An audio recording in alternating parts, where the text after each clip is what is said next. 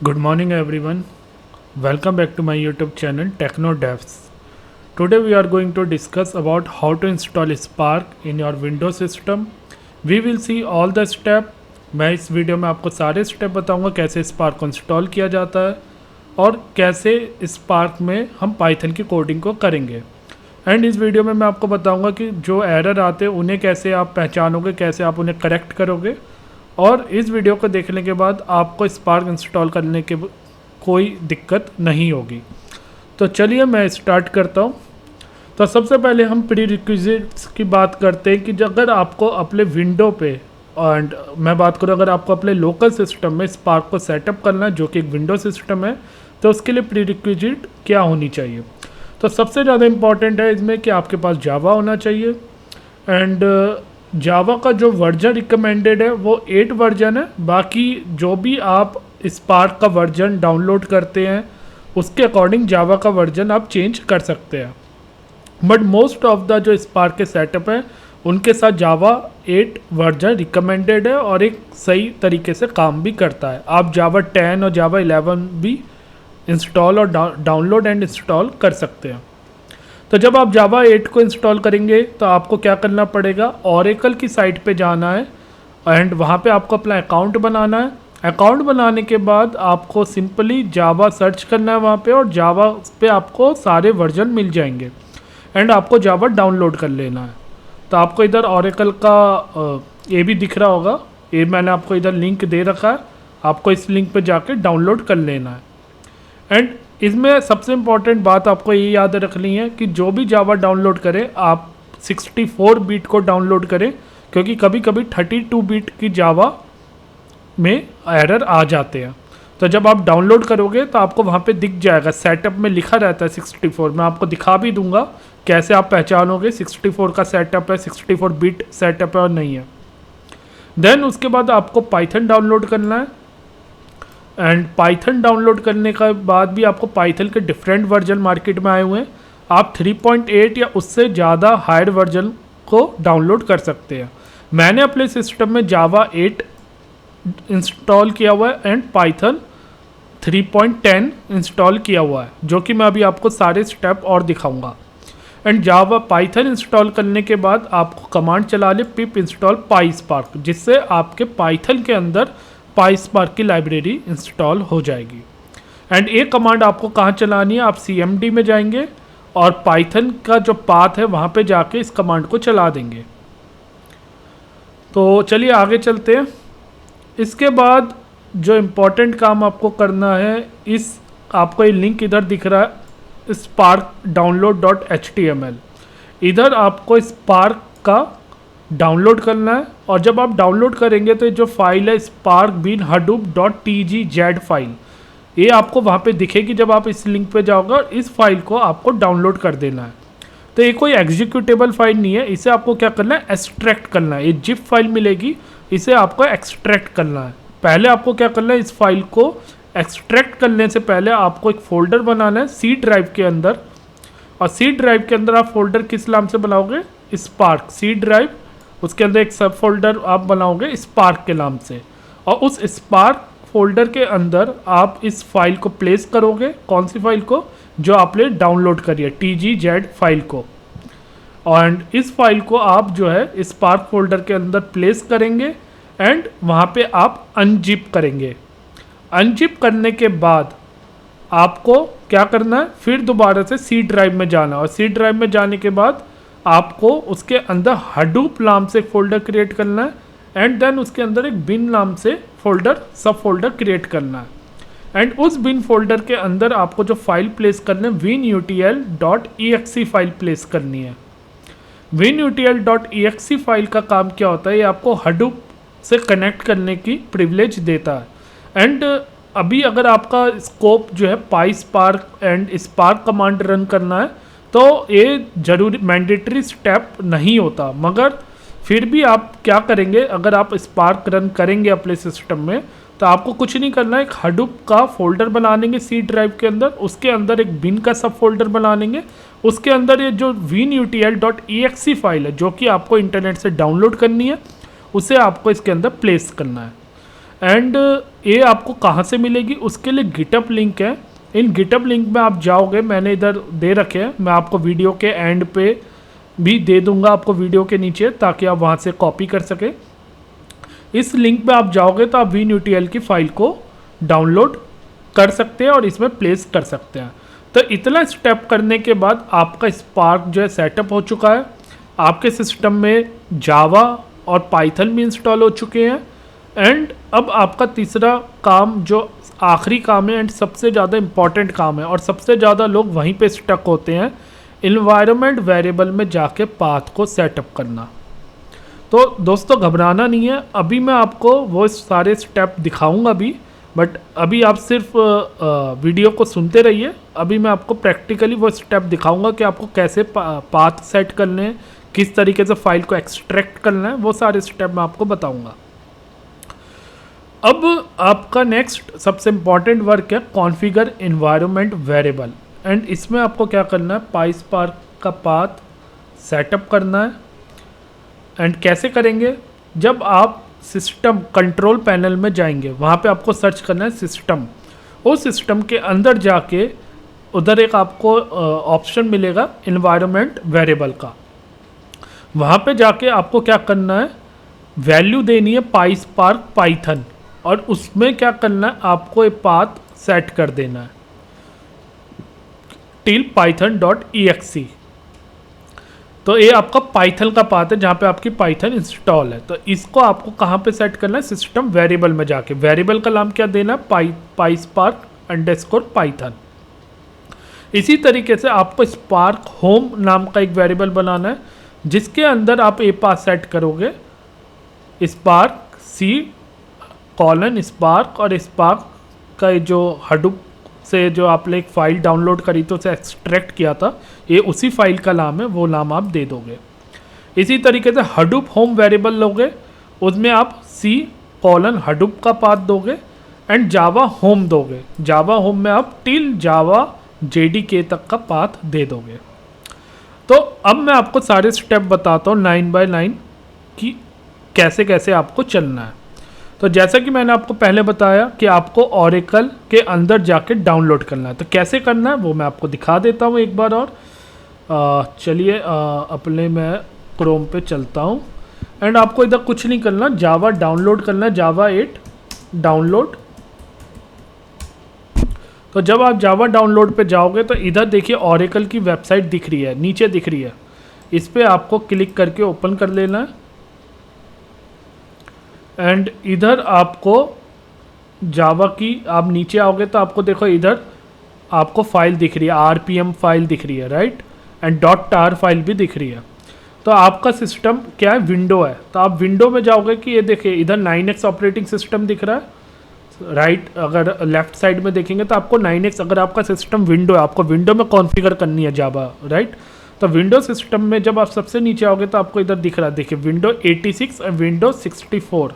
तो ये जो 64 है ये हमारा क्या है, 64 बिट कह रहा है कि 64 बिट के लिए अगर आपको जावा डाउनलोड करनी है, और ये क्या 86 ये 32 बिट। तो हमें 64 बिट वाली जावा को इधर से जो .exe फाइल आपको दिख रही है इसे डाउनलोड करना है।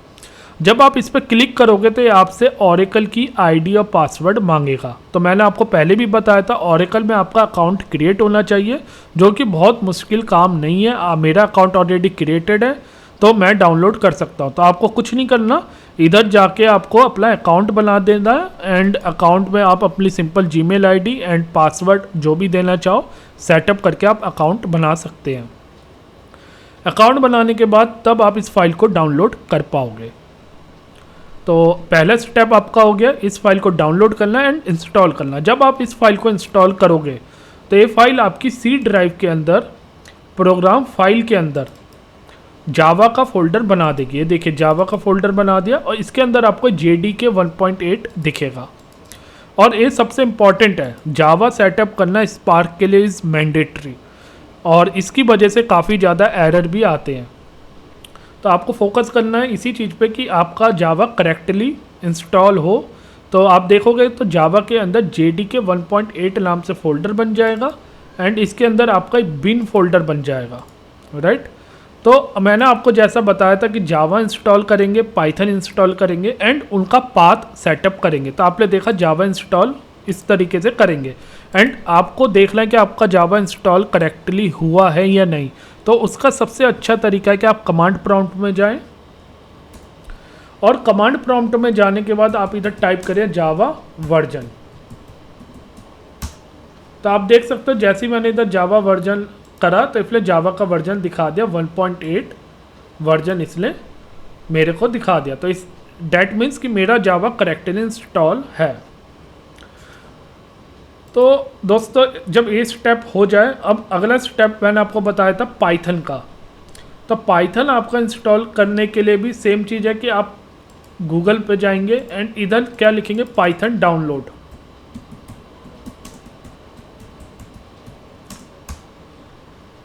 तो जब आप पाइथन डाउनलोड में जाएंगे तो आपको इस साइट खुल के आ जाएगी पाइथन ऑर्गेनाइजेशन। अगर इसके नीचे भी आप देखोगे तो इधर सारे वर्जन दिख रहे हैं। तो अभी 3.12 वर्जन लेटेस्ट है। अगर आप चाहो 3.10 भी कर सकते हो, मैंने 3.10 वर्जन किया हुआ था डाउनलोड, तो आपको वो भी मिल जाएगा। तो आप इधर से जाके जो भी वर्जन आप डाउनलोड कर सकते हो नीचे जाके आप उसे, इधर आपको फाइल दिख जाएगी। तो आप इस फाइल को डाउनलोड कर सकते हैं विंडो सिस्टम के लिए। इधर दिख रहा है 64 बिट विंडो, राइट। इधर रिकमेंडेड भी लिखा हुआ है। तो आप इस फाइल को जाके इधर से डाउनलोड कर सकते हैं। तो इस फाइल को डाउनलोड करने के बाद आपको पाइथन इंस्टॉल करना है। अब आपको देखना है कि आपका पाइथन इंस्टॉल हुआ करेक्टली और नॉट। तो उसके लिए आपको क्या करना है, इधर पाइथन वर्जन लिख देना है। जैसे हमने जावा वर्जन चेक किया इसी तरीके से हम पाइथन वर्जन चेक करेंगे। तो देखिए पाइथन मेरे में दिखा रहा है 3.10। इट मीन्स कि मेरा पाइथन करेक्टली इंस्टॉल है। अब हमें क्या करना है, जब हमारा पाइथन भी इंस्टॉल है, जावा भी इंस्टॉल है, उसके बाद सबसे इम्पॉर्टेंट बात आती है कि इसका पाथ सेट करना है। तो इसका पाथ कैसे सेट करेंगे, उससे पहले मैं आपको दिखाऊंगा कि स्पार्क कैसे डाउनलोड करना है। तो मैंने आपको बताया था कि हम लोग फिर से गूगल पे चलते हैं एंड इधर हम लिख देते हैं स्पार्क डाउनलोड विंडो। तो पहला ही लिंक इधर दिख रहा है डाउनलोड अपाची स्पार्क का। इधर आपको ये फाइल दिख रही है स्पार्क 3.5.2 बिन हडूप 3 TGZ। तो ये जिप्ड फाइल है जिसे हमें एक्सट्रैक्ट करना है, कहाँ पे, सी ड्राइव के अंदर। तो सबसे पहले हम इसे डाउनलोड कर सकते हैं। जब हम इस पर क्लिक करेंगे तो ये ओपन हो गया और इधर हम इसे डाउनलोड कर सकते हैं। तो जैसे मैंने इस लिंक पे क्लिक करा तो मेरी ऊपर ये देखिए डाउनलोड होना चालू हो गया। बट मैंने पहले से डाउनलोड कर रखा है, मैं आपको दिखा देता हूँ। अभी वो डाउनलोड बैकएंड में हो रहा है, बट मैं आपको दिखा देता हूँ किस तरीके से फाइल डाउनलोड होगी। तो आप इधर मैंने कहाँ पे डाउनलोड किया था, सी ड्राइव के अंदर मैंने प्लेस किया था स्पार्क के अंदर। तो ये फाइल डाउनलोड हो जाएगी इस नाम से, आप देख रहे हो। ये जो है तरीके से विन रार फाइल है, जिप्ड फाइल है, कंप्रेस्ड फाइल है और इस नाम से डाउनलोड हो जाएगी। डाउनलोड होने के बाद आपको क्या करना है, उस फाइल को सी ड्राइव में एक फ़ोल्डर आपको क्रिएट करना है। ये मैनुअली करना है, ये फ़ोल्डर आपको मैनुअली क्रिएट करना है स्पार्क नाम से, राइट। इस फोल्डर के अंदर आपको इस फाइल को प्लेस करना है। जैसे मैंने इधर प्लेस कर रखी है विन रार फाइल जो है, ये जिप्ड फाइल जो है मैंने स्पार्क की प्लेस करी हुई है। अब उसके बाद आपको क्या करना है, इस पर राइट क्लिक करना है। राइट क्लिक करके इधर ऑप्शन है एक्सट्रैक्ट हेयर, मतलब इसी ड्राइव के अंदर आपको एक्सट्रैक्ट करना है। तो मैंने क्या करा, एक्सट्रैक्ट हेयर कर दिया। तो इसके जस्ट ऊपर जो है ये फाइल बन गई एंड आप इसके अंदर देखोगे सारे हमारे जितने भी लाइब्रेरी हैं स्पार्क की वो सारी एक्सट्रैक्ट हो गई हैं एंड आपको इधर बिन फोल्डर भी दिख रहा है, राइट।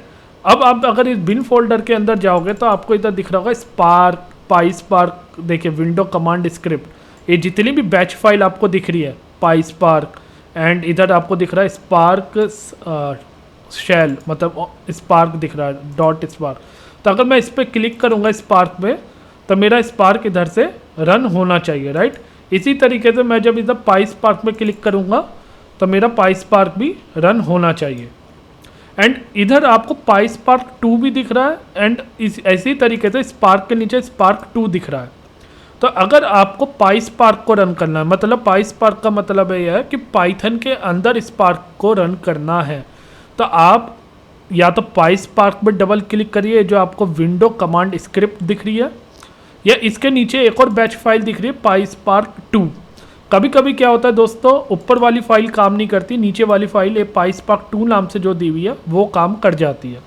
तो ये दोनों अलग अलग वर्जन के लिए और अलग अलग फाइल बनी है। आप इसे ओपन करके भी देख सकते हो। अगर आप इसे राइट क्लिक करोगे and edit with notepad plus plus पे क्लिक करके जब आप ओपन करोगे तो आप देख सकते हो।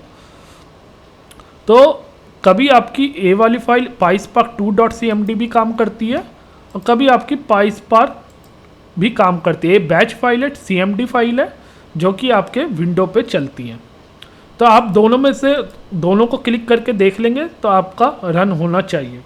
इसी तरीके से अगर सिर्फ आपको स्काला की कमांड लिख लें, सिर्फ स्पार्क चलाना, आपको पाईस्पार्क नहीं रन करना, तो आपको इन दोनों में से कोई भी ओपन कर सकते हैं, स्पार्क या स्पार्क 2 जो आपको दिख रहा है, स्पार्क शेल और स्पार्क शेल 2। तो आप इन दोनों में से कोई भी ओपन कर सकते हैं स्पार्क को रन करने के लिए। तो ये तो बात हो गई स्पार्क के लाइब्रेरी की बात। तो इधर हमने अपने स्पार्क को डाल दिया। अब इसके बाद मैंने आपको एक स्टेप और बताया था कि सी ड्राइव के अंदर ही आपको हडूप नाम से एक फ़ोल्डर बनाना है।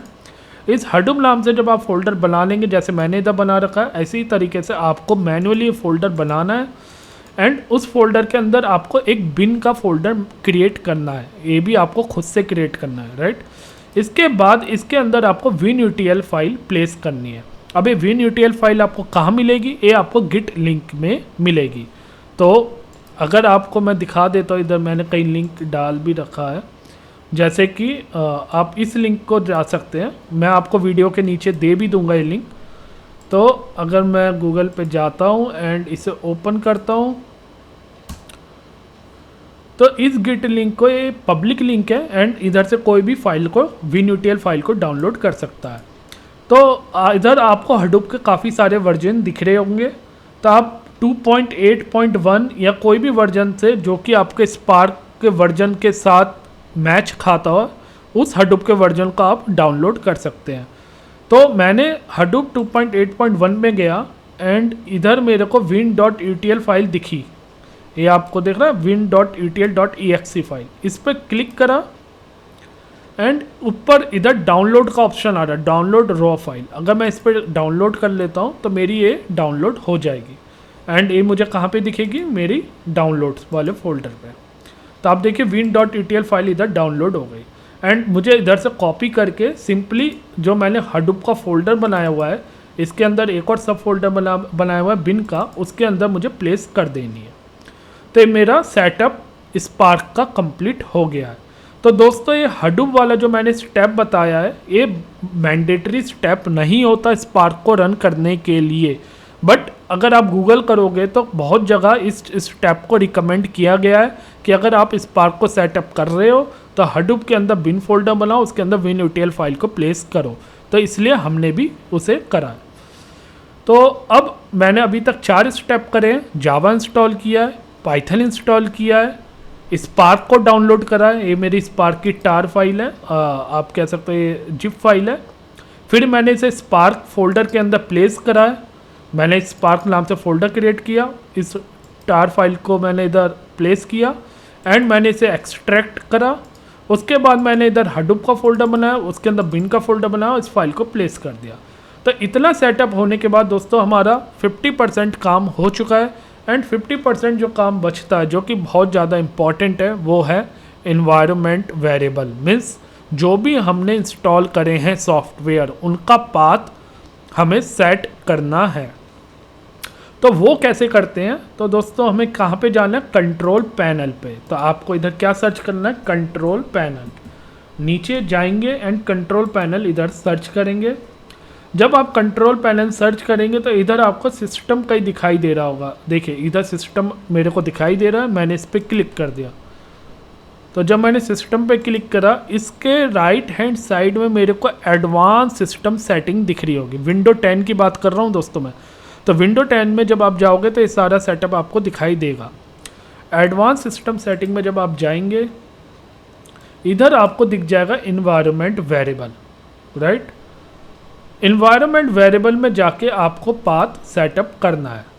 तो आपको मैंने बताया था कि जावा मेरा कहाँ पे इंस्टॉल है, मैंने आपको दिखाया था कि जावा मेरा सी ड्राइव के अंदर प्रोग्राम फाइल के अंदर जाके जावा मेरा इंस्टॉल है। तो अब सबसे पहले हम जावा का पाथ सेटअप करेंगे। तो जावा का हमने पाथ क्या सेटअप करना है, जावा होम के नाम से करना है। तो आप इधर जब जाएंगे इन्वायरमेंट वेरिएबल में, तो आपको इधर दो चीज़ें दिख रही हैं। ऊपर दिख रहा है यूजर वेरिएबल और उसके बाद नीचे दिख रहा है सिस्टम वेरिएबल। तो आप यूजर वेरिएबल में पाथ सेट करना चाहें या सिस्टम वेरिएबल में, किसी में भी कर सकते हैं। मैं रिकमेंड करूंगा कि आप सिस्टम वेरिएबल में जाके पाथ को सेट करें और जितने भी आपके होम वेरिएबल हैं उन्हें सेट करें। इधर मैं दोस्तों बार बार दो चीज़ें बोल रहा हूँ, एक तो होम वेरिएबल और एक पाथ कह रहा हूँ। तो आपको मैं बताता हूँ कैसे करना है। तो सबसे पहले मैंने इधर जावा होम सेट कर रखा है दोस्तों, मैं आपको खोल के दिखाता हूँ। जावा होम पे क्लिक करोगे तो आपको ये दिख रहा होगा, मैंने इधर जावा होम वेरिएबल का नाम दिया, इसके अंदर मैंने जावा का पाथ सेटअप कर दिया। बट इधर नोटिस करने वाली बात क्या है, इधर नोटिस करने वाली बात यह है दोस्तों कि मैंने जावा होम का जो पाथ सेटअप किया है वो टिल JDK तक करा है, मैंने उसके अंदर बिन फोल्डर को नहीं लिया। अब बहुत लोग क्या मिस्टेक करते हैं, एक कॉमन मिस्टेक है जो मैं आपको बता रहा हूँ। बहुत लोग क्या करते हैं, बिन तक का पाथ ले लेते हैं। अभी आपको बिन तक का पाथ नहीं लेना, सिर्फ आपको कहाँ तक का पाथ लेना है, आपको दिखना है JDK तक का। तो आप जब JDK फोल्डर के अंदर जाओगे, आपको ऊपर से इस पाथ को कॉपी करना है और क्या करना है, जैसे कि मैंने तो पहले से क्रिएट किया हुआ है। जब आप फर्स्ट टाइम जावा होम को क्रिएट करोगे, इधर न्यू दिख रहा है, देखिए जब भी न्यू वेरिएबल क्रिएट करते हैं तो न्यू पे क्रिएट करते हैं, न्यू पे क्लिक करते हैं।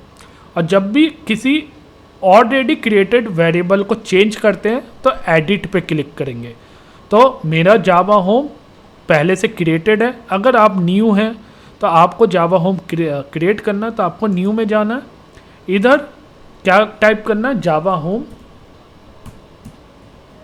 और इधर आपको उस पाथ को पेस्ट करना है। एंड मैंने कॉपी नहीं किया, मैं इधर से कॉपी कर लेता हूँ, Ctrl+C, एंड इधर जाते हैं, इस पाथ को पेस्ट कर देता हूँ। एंड इधर मुझे क्या कर देना, ओके, राइट।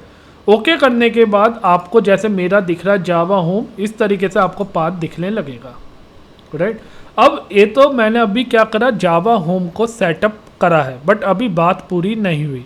मेरे को इसके बाद क्या करना होता है, पाथ वेरिएबल में जाना है। पाथ वेरिएबल नॉर्मली हर किसी का पहले से सेटअप होता है। तो आपको इधर सर्च करना, पाथ नाम से कोई वेरिएबल दिख रहा है, तो देखिए मेरे को दिख गया। अगर आपको नहीं दिखे तो आपको फिर से न्यू पे जाना है और इधर पाथ नाम से एक वेरिएबल सेटअप करना है। जब पाथ नाम से वेरिएबल आप सेटअप करोगे तो इसके अंदर आपको जावा होम का पाथ देना है। तो आप कैसे दोगे जावा होम का पाथ, इधर लगाओगे परसेंटेज का साइन, जावा होम, एंड इस परसेंटाइल के साइन को करोगे क्लोज। उसके बाद आप क्या मारोगे, इधर स्लैश, एंड स्लैश मारने के बाद आप लिखोगे बिन। तो पाथ में हमेशा बिन तक का पाथ आना चाहिए। तो जो मैंने जावा होम दोस्तों परसेंटेज के अंदर दिया है, इसका मतलब ये है कि वो क्या करेगा, इस जावा होम के अंदर जो वैल्यू है, ये वैल्यू कहाँ तक है, इधर तक है, इस पूरी की वैल्यू पाथ में चली जाएगी। मतलब कि हम इनडायरेक्टली पाथ में क्या वैल्यू दे रहे हैं, हम इनडायरेक्टली पाथ में जो वैल्यू देना चाह रहे हैं वो देना क्या चाह रहे हैं,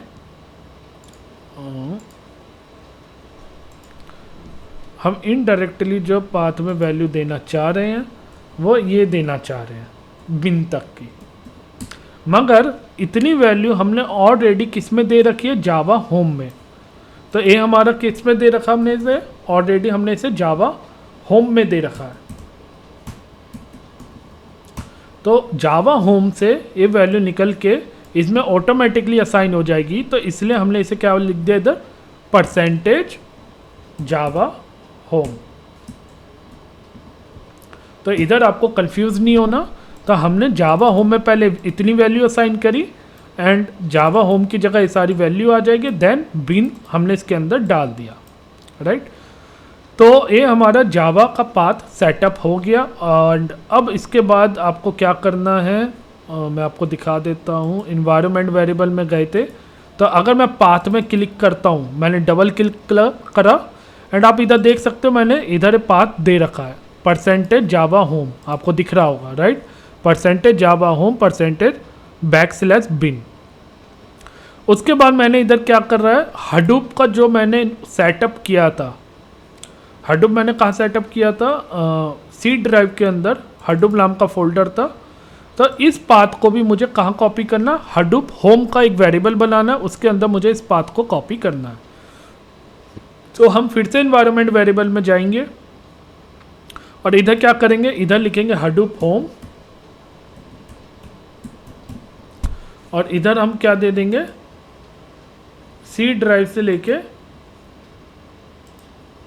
इधर तक का पाथ दे देंगे एंड इसे ओके कर देंगे।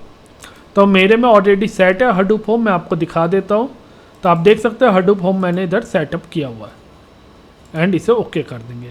जब इसे ओके कर देंगे तो फिर से जो हमने पाथ वेरिएबल सेट किया था उस पाथ वेरिएबल में फिर से डबल क्लिक करेंगे एंड वहाँ पे न्यू का ऑप्शन आता है, इधर आप देख रहे हैं न्यू, एडिट, डिलीट। तो अगर आपको न्यू सेटिंग करना है, न्यू पाथ ऐड करना है तो न्यू में जाएंगे और न्यू में जाने के बाद इधर percentage Hadoop home percentage and इधर आप स्लैश देंगे एंड इधर बिन फिर से लिख के इसे सेव कर देंगे राइट। तो मेरा ऑलरेडी हडूप होम ऊपर सेटअप है, तो मैं डुप्लीकेट एंट्री कभी भी इन्वायरमेंट वेरिएबल में नहीं होनी चाहिए। ये भी आपको ध्यान रखना है कि किसी भी वेरिएबल की डुप्लीकेट एंट्री ना हो, वरना आपका सेटअप फेल हो जाएगा। तो हडूप होम मैं ऑलरेडी ऊपर एक बार डिफाइन कर चुका हूँ, तो मैं इसे इधर से डिलीट कर देता हूँ। तो राइट साइड में डिलीट का ऑप्शन है, डिलीट कर दिया। जब हडूप सेटअप हो गया, अब उसके बाद हमारा काम है स्पार्क होम को सेटअप करना। तो दोस्तों स्पार्क होम के अंदर अगर आप जाओगे तो आपको कहाँ तक सेटअप करना है, तो आप दोबारा से सी ड्राइव में जाइए। सी ड्राइव में आपको स्पार्क नाम का वेरिएबल मिलेगा जो हमने क्रिएट किया था मैन्युअली, उसके अंदर हमने इस फाइल को डाला था स्पार्क 3.5.2। तो इधर तक का पाथ हमें स्पार्क के अंदर डालना है। तो फिर से हमें कहाँ जाना है, इन्वायरमेंट वेरिएबल में जाना है एंड इधर आपको दिख रहा होगा स्पार्क होम राइट। तो स्पार्क होम नाम से एक वेरिएबल क्रिएट करना है और पाथ हमें इधर पेस्ट कर देना है, कहाँ तक का, इस फोल्डर तक का, एंड इसे ओके कर देना है। जब स्पार्क होम नाम से वेरिएबल क्रिएट हो जाए तो फिर दोबारा से हमें पाथ में जाना है। पाथ नाम से वेरिएबल ऑलरेडी क्रिएटेड है, जिसके अंदर हमने जावा का पाथ भी सेट किया हुआ है, जिसके अंदर हमने हडूप का भी पाथ सेट किया हुआ है। पाथ का मतलब होता है बिन डायरेक्टरी तक, क्योंकि बिन डायरेक्टरी के अंदर ही हमारी एग्जीक्यूटिव फाइल होती है, पाइथन की फाइल होती है, जावा की फाइल होती है, जहाँ से हम जावा को डायरेक्ट रन कर सकते हैं। मगर हम चाहते हैं कि सब चीज़ को हम डायरेक्टली रन कहाँ से करें, अपने CMD से, कमांड प्रॉम्प्ट से। इसी वजह से हम सबका पाथ सेट करते हैं। तो आप देख रहे हो इधर जावा का पाथ सेट कर दिया, इधर मैंने हडूप का कर दिया। इसी तरीके से स्पार्क होम का पाथ सेट किया और कहाँ तक सेट कर दिया, बिन डायरेक्टरी तक। तो स्पार्क होम के साथ परसेंटेज में क्लोज किया, उसके बाद मैंने \bin लगा दिया। तो ये बिन डायरेक्टरी तक का पाथ कॉपी हो गया। तो ये तीनों होम सेटअप करने के बाद अब हमारी बारी आती है पाइथन का पाथ सेट करने की। तो दोस्तों इसमें एक पाइथन का पाथ जो सेट करेंगे, तो इसमें आप देख रहे हो मैंने पाइस्पार्क पाइथन नाम से एक वेरिएबल बना रखा है, जिसके अंदर मैंने पाइथन का पाथ सेट किया हुआ है। तो पाइथन का पाथ कभी भी जब आप पाइथन को इंस्टॉल करोगे तो वो आपका प्रोग्राम फाइल्स के अंदर जाके इंस्टॉल नहीं होती। देखिए मैं प्रोग्राम फाइल्स में जा रहा हूँ, इधर कहीं पे भी पाइथन का फोल्डर नहीं मिलेगा। तो पाइथन कहाँ पे इंस्टॉल होती है, जो आपका यूज़र है, यूज़र के अंदर आपका जब आप विंडो इंस्टॉल करते हो तो यूज़र नाम से फ़ोल्डर बनता है, उसके अंदर एक सौरा मतलब मेरे नाम का एक फ़ोल्डर बना हुआ है, उसके अंदर जाके कहीं पाइथन इंस्टॉल होती है। तो अगर आपको पाइथन का करेक्ट पाथ चाहिए कि पाइथन कहाँ पे इंस्टॉल है, तो आपको ज़्यादा दिमाग नहीं लगाना, आपको कमांड प्रॉम्प्ट पे आओ और इधर आपको क्या टाइप करना है, वेयर पाइथन। तो जब आप वेयर पाइथन करोगे तो आपको देखिए पाइथन का पाथ जो पहला पाथ है वो आपको दिख गया, कहाँ पे इंस्टॉल हुई है मेरी पाइथन, इधर इंस्टॉल हुई है। तो मैं भले ही आप देखिए मैं इसे कॉपी करता हूँ एंड मैं इसे पेस्ट कर देता हूँ, तो वो मेरा पाथ सीधा ओपन कर देगा पाइथन का। .exe फाइल को हटा देता हूँ, उससे पहले फोल्डर तक मैं ले लेता हूँ एंड एंटर मारता हूँ। तो आप देखिए इस पाथ में मेरी पाइथन इंस्टॉल हुई है। तो अगर आपको देखना है पाइथन कहाँ पे इंस्टॉल हुई है, तो आप वेयर पाइथन डाल दीजिए, आपको पाइथन का पाथ मिल जाएगा। इसी पाथ को उठाकर मैंने कहाँ पे डाला है, एनवायरनमेंट वेरिएबल में मैंने एक PySpark_Python नाम से एक फोल्डर वेरिएबल बनाया। उस वेरिएबल के अंदर मैंने python.exe तक का पाथ डाला, मतलब इस फोल्डर के अंदर अगर आप देखोगे पाइथन की फाइल, एग्जीक्यूटिव फाइल, राइट, इसी फाइल तक का पाथ मैंने इसमें डाला है। तो आपको कोई भी स्टेप मिस नहीं करना है। एंड इधर मैंने होम वेरिएबल नहीं लिया, इधर मैंने सिर्फ PySpark_Python लिया है, राइट, क्योंकि ये हमारा होम वेरिएबल नहीं है। इसके बाद मैंने एक चीज़ और करी है, मैंने पाइथन पाथ फोल्डर में गया हूँ एंड पाथ फोल्डर के अंदर भी मैंने इसका पाथ को कॉपी कर दिया। आप देख सकते हैं पाथ मैंने इधर पाइथन के फोल्डर तक का पाथ दे दिया, जो मेरा फोल्डर है पाइथन का वो उसका पाथ दे दिया एंड इसे मैंने ओके कर दिया। तो ये सारी कहानी दोस्तों पाथ सेट करने की है। जब आपका सारे पाथ सेट हो जाए देन आपका PySpark का सेटअप रेडी हो गया। अब हमें सिर्फ क्या करना, उसे टेस्ट करना है। एंड दोस्तों जब मैंने इसे इंस्टॉल किया था तो मुझे एक एरर आई थी जिसे मैंने काफ़ी दिन तक ट्राई किया, मेरी एरर रिजॉल्व नहीं हुई थी। मैं आपको बता देता हूँ मेरे को क्या इश्यू आया था।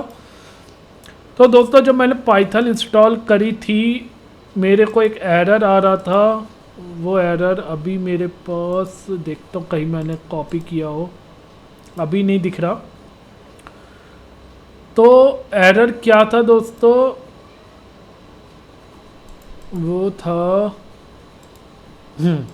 मेरा दोस्तों ये जो पाथ है ना सी विंडोज सिस्टम 32, इसे भी मुझे डालना पड़ा था किसके अंदर, पाइथन इन्वायरमेंट वेरिएबल के अंदर। मैंने पाथ नाम से वेरिएबल बनाया हुआ है, उसके अंदर मैं आपको दिखा देता हूँ एक बार। तो आप इधर दोस्तों एक चीज़ देखोगे, जो मेरा पाथ नाम से वेरिएबल है इसके अंदर मैंने एक चीज़ डाली हुई है सी विंडोज सिस्टम 32। तो ये मुझे डालनी पड़ी थी, इसी के बाद मेरा PySpark रन हुआ था।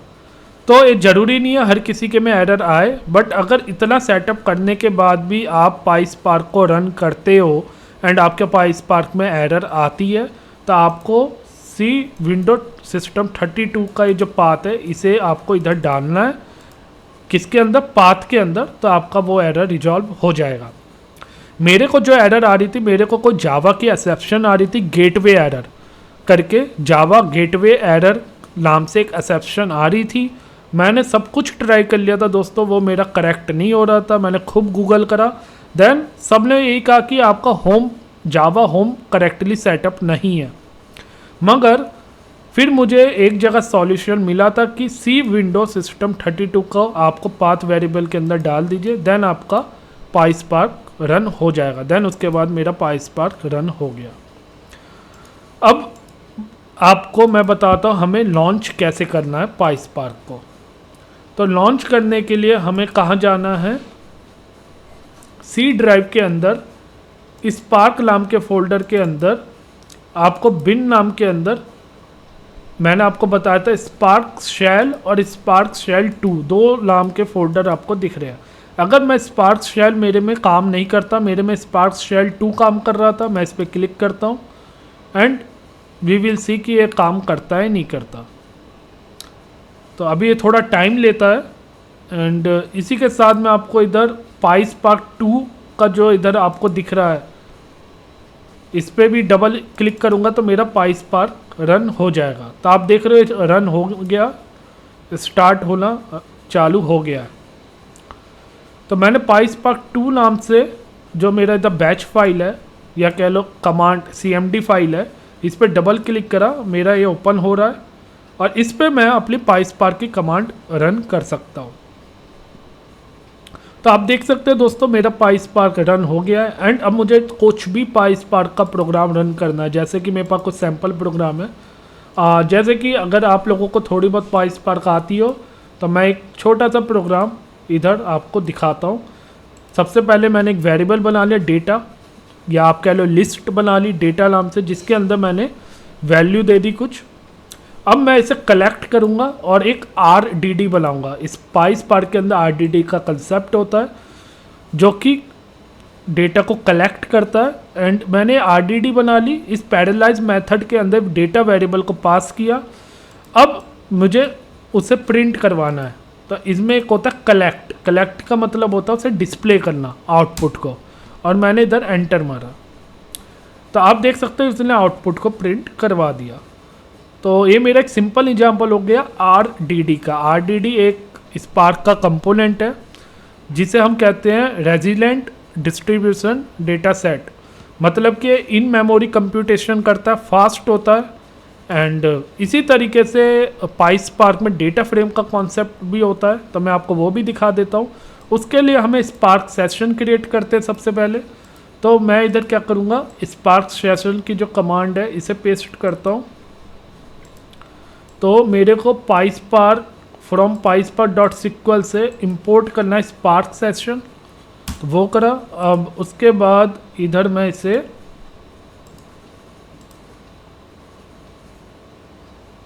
क्रिएट करता हूँ, इसे ज्वाइन कर लेते सो डैट कि पेस्ट करने में इश्यू ना आए।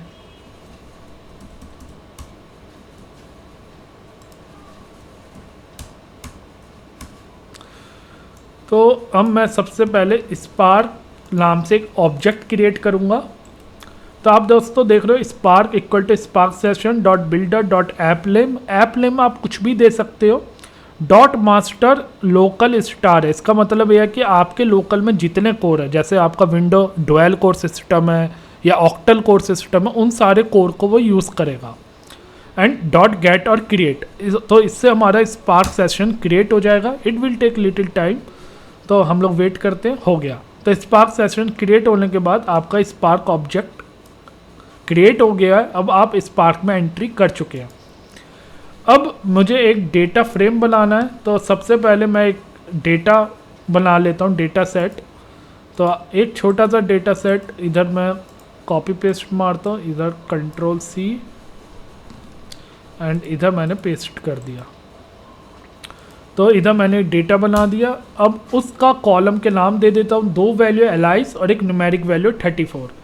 तो इसका नाम दे देता हूँ नेम और एज, राइट।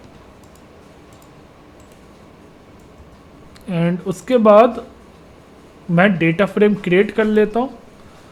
एंड इधर आपको df equal to spark dot create data frame object होता है, जो मैंने स्पार्क ऑब्जेक्ट ऊपर क्रिएट किया था उसी के अंदर एक मेथड होता है क्रिएट डेटा फ्रेम, जिसके अंदर हम डेटा को पास करेंगे जो कि हमारी एक लिस्ट है, और कॉलम को पास करेंगे जो कि इसके कॉलम नेम है। तो 2 कॉलम है, एक नेम और एज। तो इसे करा एंटर। एंड जब ये कमांड हो गई एग्जीक्यूट, उसके बाद मुझे डेटा फ्रेम को डिस्प्ले करना है। तो इसमें डॉट शो मेथड होता है जिससे मैं इस डेटा फ्रेम के डिस्प्ले करवा सकता हूँ।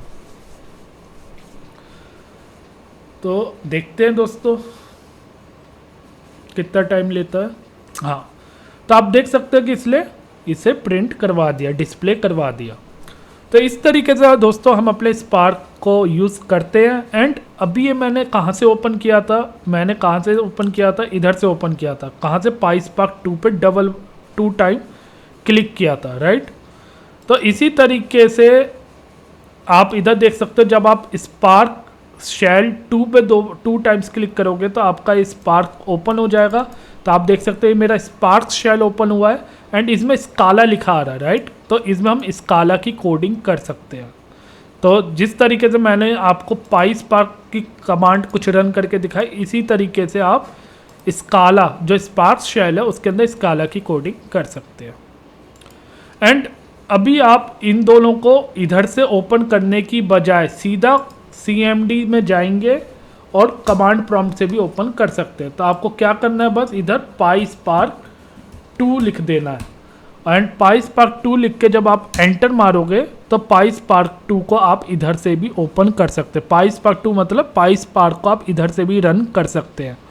इसी तरीके से स्पार्क शेल अगर आप इधर लिखोगे तो स्पार्क शेल आपका कमांड प्रॉम्प्ट से भी रन हो जाएगा, नहीं तो आप बिन फोल्डर के अंदर आके इन बैच फाइल को ओपन कर सकते हैं। तो दोस्तों आई होप आपको समझ में आया होगा कि स्पार्क के क्या क्या प्री रिक्विजिट है, क्या क्या स्टेप हमें फॉलो करने होते हैं, कैसे हमें इन्वायरमेंट वेरिएबल को सेटअप करना होता है, किस तरीके से हम पाथ को सेट करते हैं, क्या क्या एरर आ सकती है। तो आई होप आपको वीडियो अच्छा लगा होगा, और अगर आपको वीडियो अच्छा लगे प्लीज़ वीडियो को लाइक कीजिए, चैनल को सब्सक्राइब कीजिए, अपने दोस्तों को रिकमेंड करिए, और अगर आपको कोई एरर आता है तो प्लीज़ कमेंट करके बताइए। Thank you, have a nice day.